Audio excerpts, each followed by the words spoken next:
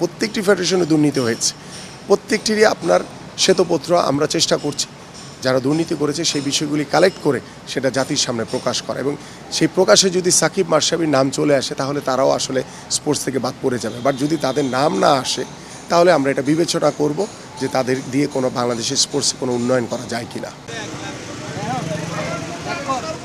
দেশের ক্রীড়াঙ্গন অভিভাবক শূন্য, বেশিরভাগ শীর্ষকর্তাই বিসিবি, বাফুফে এবং ফেডারেশনগুলোতে আসছেন না। স্থবিরতা কাটাতে বিএনপির গুলশান কার্যালয়ে মহাসচিব মির্জা ফখরুল ইসলাম আলমগীরের সঙ্গে দেখা করেন ক্রিকেট ফুটবলের এক ঝাঁক সাবেক খেলোয়াড় ও সংগঠকরা।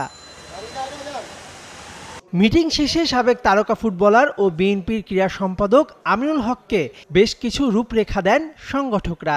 নাজমুল হাসান পাপন সহ যারা দেশের ক্রিকেটের ক্ষতি করেছেন সবার পদত্যাগের দাবিতে মঙ্গলবার বিসিবির সামনে মানববন্ধন করবে সংগঠকরা। বুধবার ঘুরে দেখবেন বঙ্গবন্ধু স্টেডিয়ামস্থ ফেডারেশন পাড়া।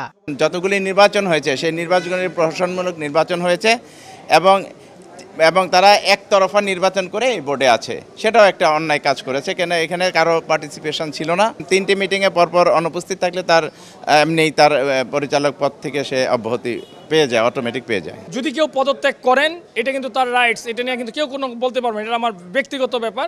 সো আমরা মনে করি যে অপশাসন শুরু হয়েছিল এবং এই অপশাসনের যদি আপনার সমাপ্ত করতে হয় তাহলে ক্রিকেট বোর্ডের পরিচালকদেরকে পদত্যাগ করতে হবে। ফুটবলেও বাফুফে থেকে কাজী সালাউদ্দিনকে সসম্মানে বিদায় নিতে বলছেন সাবেকরা।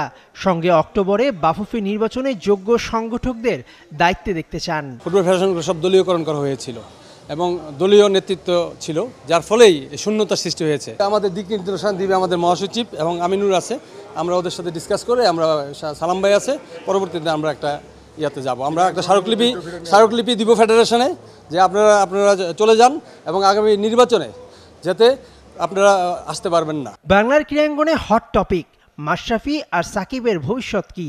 এই দুই আওয়ামী লীগ নেতাকে কি আর দেখা যাবে বাংলার ক্রীড়াঙ্গনে?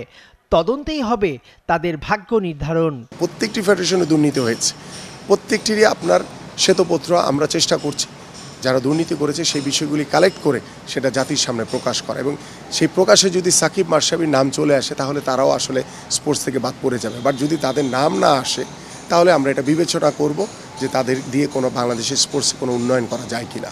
সোমবার বিকেলে প্রধান উপদেষ্টা ডক্টর মোহাম্মদ ইউনূসের সঙ্গে দেখা করেন বিএনপির নেতাবৃন্দ। সেখানে স্থবির ক্রীড়াঙ্গন নিয়েও আলোচনা করবেন তারা।